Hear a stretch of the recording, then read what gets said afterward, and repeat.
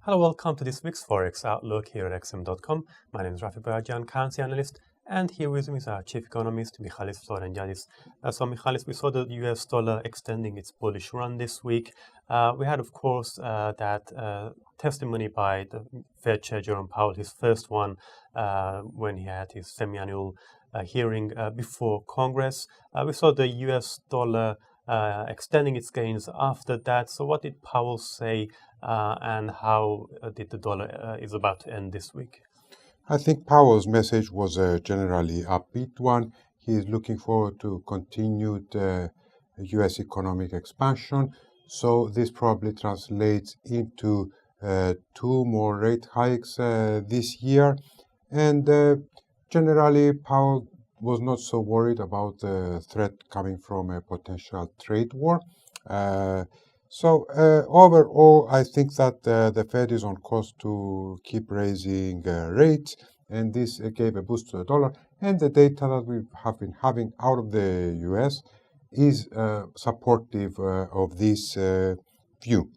Now, however, at the end of the week, there was a bit of profit taking on the dollar. It backed off a little bit from its highs. It made highs against a number of majors as well as gold, making a new low. And one of the reasons was that President Trump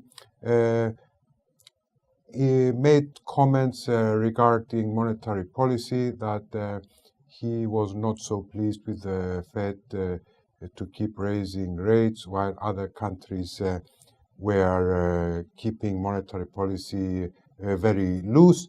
So I think this is part of the dollar might start to worry Trump a little bit, that it might be getting too strong, and it could serve as a warning shot to the Fed not to overdo it with rate hikes. Of course, it doesn't mean that the Fed is no longer independent, but it means that the U.S. administration might be a little bit concerned about this. Now, it's been a very bad week for the UK pound yet again. We saw the pound plunging below the 1.30 level, hitting 10 months lows. Apart from the strong US dollar, what else was driving the pound lower this week? For the pound, we had weak data, so inflation was lower than expected. Retail sales were not all that great also. And we also see the Prime Minister May, walking a very fine line between the pro-EU camp of her party and the pro-Brexit camp. So we're seeing that she's trying to strike a balance, but it's becoming increasingly difficult. And in the latest piece of legislation, she actually needed the support of a few members of parliament from the opposition to back her in order to avoid defeat. So her position is looking a little bit precarious. It has been looking precarious for a while, but it's looking increasingly precarious. And we also saw trade worries once again remaining in the headlines. So we didn't have any major new developments, but it's been weighing on the Chinese stock market and the yuan as well.